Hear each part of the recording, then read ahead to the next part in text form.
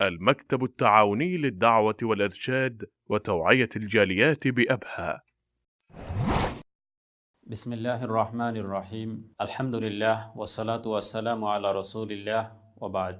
আসসালামু আলাইকুম ওরহমতুল্লাহি ওবারাকাত। প্রিয় দর্শক শ্রোতা ভাই ও বোনেরা, কাছে ও দূরে আপনারা যেখান থেকে আমাদের আজকের আলোচনা শুনছেন, আপনাদের সকলকে জানাচ্ছি আন্তরিক শুভেচ্ছা ও মোবারকবাদ।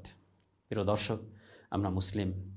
আল্লাহ সুবহানাহু ওয়া তাআলা আমাদেরকে এই দুনিয়াতে কর্মের জন্য পাঠিয়েছেন এবং এই কর্মের বিনিময়ে আল্লাহ সুবহানাহু ওয়া তাআলা পরকালে আমাদেরকে সৎকর্মের বিনিময়ে জান্নাত দান করবেন এবং পাপাচারের কারণে আল্লাহ সুবহানাহু ওয়া তাআলা পাপী বান্দাকে জাহান্নামে প্রবিষ্ট করবেন।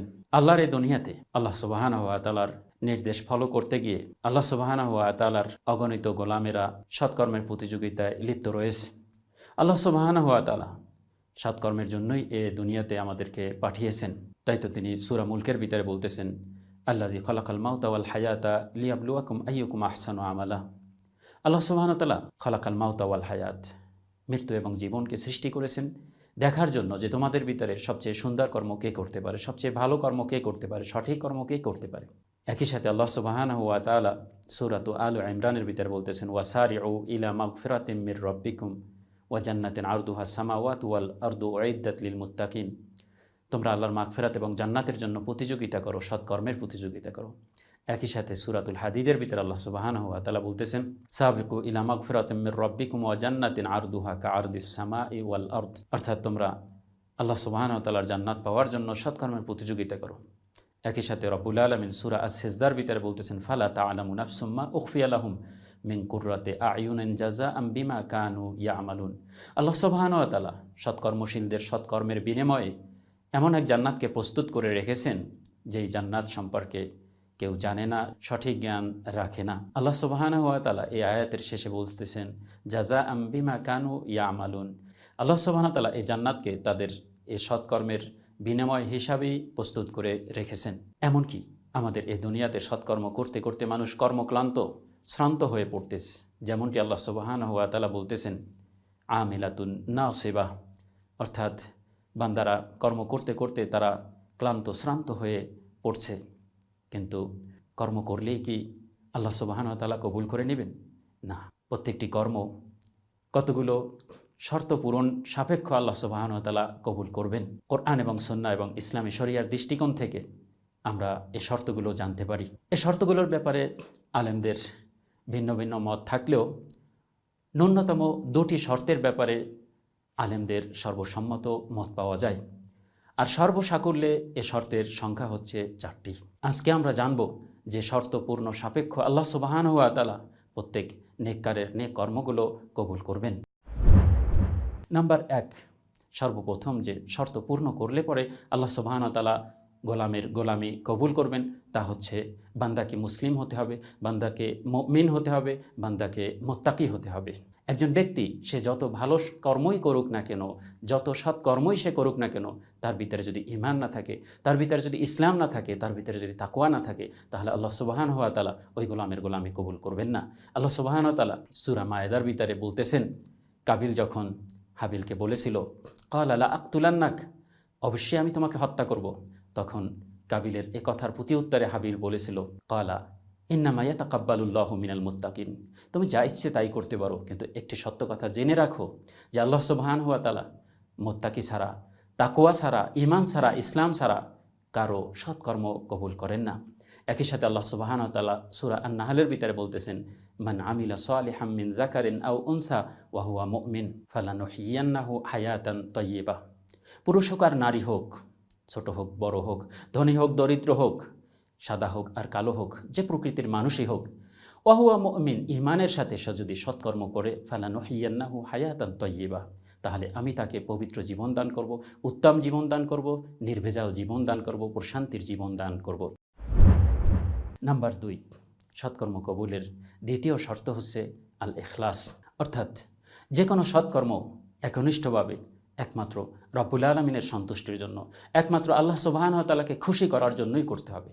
ইখলাসের বিপরীত শব্দ হচ্ছে আশ-শিরক, অর্থাৎ আমি যখন কোনো সৎকর্ম করতে যাব তখন সেই সৎকর্মের ভিতরে কোনোভাবেই আল্লাহ সুবহানাহু ওয়া তাআলার জন্য পেশ করা এই সৎকর্মকে কোনো ধরনের শিরক দ্বারা সেটা দেখানোর শিরিক হতে পারে, সেটা শোনানোর শিরিক হতে পারে, অথবা সেটা কোনো মানুষের সন্তুষ্টি বা কোনো গয়রুল্লাহর সন্তুষ্টির জন্য করে সেই ধরনের কোনো শিরক হতে পারে। ইখলাসকে বিনষ্ট করে এই তিনটি জিনিস। এক নম্বরে হচ্ছে মানুষকে দেখানোর জন্য যদি কোনো ইবাদত করা হয় তাহলে ইখলাস বিনষ্ট হয়। দুই নম্বরে হচ্ছে মানুষকে শোনানোর জন্য যদি কোনো ইবাদত করা হয় তাহলে ওই ইবাদতের ইখলাস বিনষ্ট হয়। তিন নম্বর হচ্ছে কোনো সৎকর্ম যদি কোনো মানুষকে খুশি করার জন্য অথবা কোনো গয়রুল্লাহকে খুশি করার জন্য করা হয় তাহলে ওই ইবাদতের ইখলাস বিনষ্ট হলো। কারণ নবী করিম সাল্লাল্লাহু আলাইহি ওয়াসাল্লাম বলতেছেন, মান সাম্মা সাম্মা আল্লাহু বিহি ওয়ামান রা আল্লাহু বিহি, যে মানুষটি মানুষকে শোনানোর জন্য কোনো সৎকর্ম করে কিয়ামতের দিন আল্লাহ সুবহানাহু ওয়া তাআলা তার সে অসৎ উদ্দেশ্যকে প্রকাশ করে দিবেন।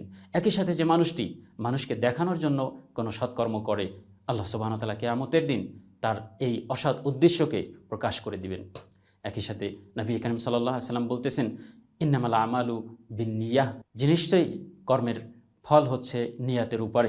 এই হাদিসের শেষ দিকে নবী করিম সাল্লাল্লাহু আলাইহি ওয়াসাল্লাম বলতেছেন, ফামান কানাত হিজরাতুহু ইলা দুনিয়া ইউসিবুহা আও ইমরাআতিন ইয়ানকিহুহা ফা হিজরাতুহু ইলা মা হাজারা ইলাইহি।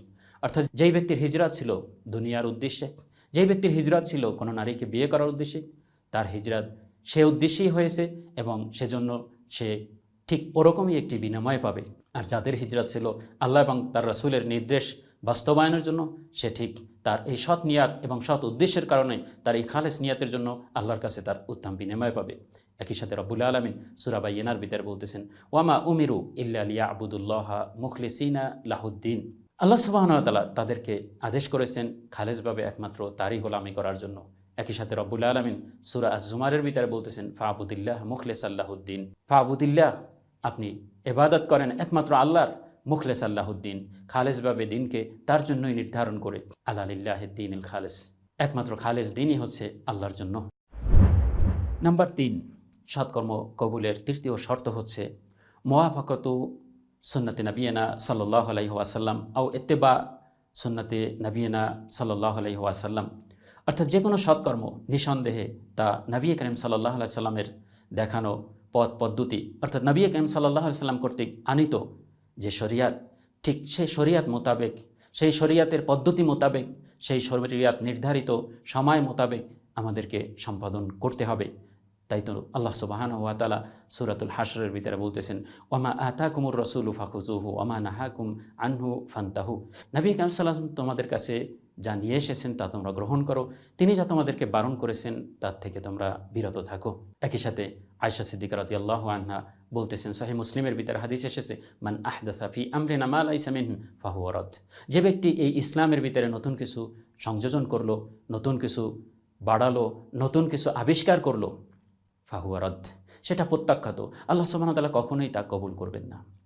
ইত্তিবাউন নবী সাল্লাল্লাহু আলাইহি সাল্লাম আও মুওয়াফাকাতু সুন্নতি রাসূলিল্লাহ সাল্লাল্লাহু আলাইহি সাল্লাম, এর বিপরীত হচ্ছে আল বিদআহ। যখনই একজন বান্দা তার আমল পেশ করতে গিয়ে ইত্তিবাউ সুন্নাহ এটাকে ছেড়ে দিবে, এক্ষেত্রে অবহেলা করবে, তখনই সে বিদআতের ভিতরে প্রবেশ করবে।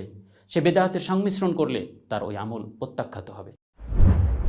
নাম্বার 4, সৎকর্ম কবুলের চতুর্থ শর্ত হচ্ছে সৎকর্মটি অবশ্যই পবিত্র দেহ দিয়ে করতে হবে, পবিত্র মুখ দিয়ে করতে হবে, পবিত্র পোশাক পরিধেয় অবস্থায় করতে হবে। যে শরীর অপবিত্র রক্ত মাংস দিয়ে তৈরি, এ ধরনের শরীর, যে পরিধেয় বস্ত্র হারাম, এ ধরনের বস্ত্র পরিধান করে আল্লাহ সুবহানাহু ওয়া তাআলার সামনে যদি কোনো ইবাদত পেশ করা হয়, সেই ইবাদত আল্লাহ সুবহানাহু ওয়া তাআলা কবুল করবেন না। সহিহ মুসলিমের ভিতরে একটি হাদিস এসেছে, নবী করিম সাল্লাল্লাহু আলাইহি সাল্লাম থেকে আবু হুরায়রা রাদিয়াল্লাহু আনহু হাদিসটি বর্ণনা করতেছেন। নবী করিম সাল্লাল্লাহু আলাইহি সাল্লাম বলতেছেন, ইন্নাল্লাহা তাইয়্যিবুন লা ইয়াকবালু ইল্লা তাইয়্যিবা। আল্লাহ সুবহানাহু ওয়া তাআলা হচ্ছেন পবিত্র, তিনি পবিত্রতা ছাড়া অন্য কিছুকে গ্রহণ করেন না। ওয়া ইন্নাল্লাহা আমারাল মুমিনিনা বিমা আমারা বিহিল মুরসালিন, তিনি মুমিনদেরকে ঠিক সে নির্দেশই দিয়েছেন যে নির্দেশ দিয়েছেন নবীগণকে, রাসূলগণকে। আল্লাহ সুবহানাহু ওয়া তাআলা সূরাতুল মুমিনুনের ভিতরে বলতেছেন, ইয়া আইয়ুহার রুসুলু কুলু মিনাত তাইয়্যিবাতি ওয়া'মালু সালিহান ইন্নী বিমা তা'মালুনা আলিম। হে রাসূলগণ, আপনারা পবিত্র খাবেন, বৈধ জিনিস খাবেন, অপবিত্র হারাম জিনিস ভক্ষণ করবেন না। এরপরে আপনারা ওয়া'মালু সালিহান, সৎকর্ম করবেন। আল্লাহ সুবহানাহু ওয়া তাআলা খুব ভালো করে জানেন আপনারা কী কর্ম করতেছেন। একই সাথে এ হাদিসের শেষ দিকে নবী করিম সাল্লাল্লাহু আলাইহি সাল্লাম এক হতভাগা ব্যক্তির কাকুতি মিনতির কথা তুলে ধরে বলতেছেন, এই ব্যক্তি সে আল্লাহ সুবহানাহু ওয়া তাআলাকে বিপদে পড়ে ডাকছে, ইয়া রব ইয়া রব, ওয়ামা তো আমুহু হারামুন ওয়ামাশরাবুহু হারামুন ওয়ামালবাসুহু হারামুন ওয়াগুজিয়া বিল হারামে ফাআন্না ইউস্তাজাবু লাক। আল্লাহ সুবহানাহু ওয়া তাআলাকে সে অনুনয় বিনয় করে ডাকতেছে আর বলতেছে, হে রব, তুমি আমার প্রয়োজন পূর্ণ করো, তুমি আমাকে বিপদ থেকে রক্ষা করো। অথচ দেখা যাচ্ছে তার খাবার অপবিত্র, তার খাবার হারাম থেকে সে গ্রহণ করেছিল, তার পানীয় সে অপবিত্র থেকে গ্রহণ করেছিল, তার পরিধেয় বস্ত্র তাও হচ্ছে হারাম, সে যা খেয়েছে পান করেছে, শরীরের ভিতরে যা সে প্রবেশ করা হয়েছে সব কিছুই ছিল হারাম। ফাআন্না ইউস্তাজাবু লাক। তাহলে এই ধরনের অপবিত্র দেহ নিয়ে যখন আল্লাহকে ডাকা হয়, আল্লাহ কিভাবে এই ধরনের অপবিত্র ব্যক্তির অপবিত্র দেহের ডাকে সাড়া দিবেন? একই সাথে নবী কারীম সাল্লাল্লাহু আলাইহি সাল্লামের একটি হাদিস আমরা জানতে পারি। নবী কারীম সাল্লাল্লাহু আলাইহি সাল্লাম বলতেছেন, লা ইয়াদখুলুল জান্নাতা জাসাদুন গুজিয়া মিন হারাম। ওই দেহ কখনোই জান্নাতে প্রবেশ করবে না যেই দেহ হারাম দিয়ে গঠিত হয়েছে, হারাম দিয়ে তৈরি হয়েছে। প্রিয় দর্শক, শ্রোতা ভাই ও বোনেরা, আমরা জানলাম যে সৎকর্ম করলেই আল্লাহ সুবহানাহু ওয়া তাআলা কবুল করে নেবেন না, বরং সেই সৎকর্মের ভিতরে ন্যূনতম দুটি শর্ত আপনাকে পূর্ণ করতে হবে। তার একটি হচ্ছে আল ইখলাস, একনিষ্ঠভাবে আল্লাহর জন্যই তা করতে হবে। 2 নম্বর হচ্ছে মুওয়াফাকাতু সুন্নাতে নবিয়িনা সাল্লাল্লাহু আলাইহি ওয়াসাল্লাম, নবী করিম সাল্লাল্লাহু আলাইহি ওয়াসাল্লামের সুন্নাত মতো হতে হবে, সুন্নাতের সাথে মিল থাকতে হবে। আর বাকি যে দুটো শর্ত অনেক আলেমের মতে আমরা জানতে পারি, তার একটি হচ্ছে অবশ্যই মুসলিম হতে হবে, মুমিন হতে হবে, মুত্তাকি হতে হবে, এবং 4 নম্বর যে শর্তটি তা হচ্ছে নিঃসন্দেহে পবিত্র দেহ, পবিত্র বস্ত্র, পবিত্র শরীর নিয়ে আল্লাহ সুবহানাহু ওয়া তাআলাকে ডাকতে হবে, আল্লাহ সুবহানাহু ওয়া তাআলার সমীপে আমল পেশ করতে হবে। তাহলেই রব্বুল আলামিন আপনার আমার সৎকর্মকে কবুল করবেন। আল্লাহ সুবহানাহু ওয়া তাআলা আমাদেরকে এই শর্তগুলো পূরণ সাপেক্ষ যে কোনো সৎকর্ম করার তৌফিক দান করেন। আমিন। ওয়া আখির দাওয়ানা আনিল হামদুলিল্লাহি রাব্বিল আলামিন ওয়া সাল্লাল্লাহু ওয়া সাল্লামা আলা নাবিয়িনা মুহাম্মদ। ونحمل هم هذه الجاليات بآيات الكتاب البينات بها كم أبصروا سبل النجاة فضجوا بالشهادة ناطقين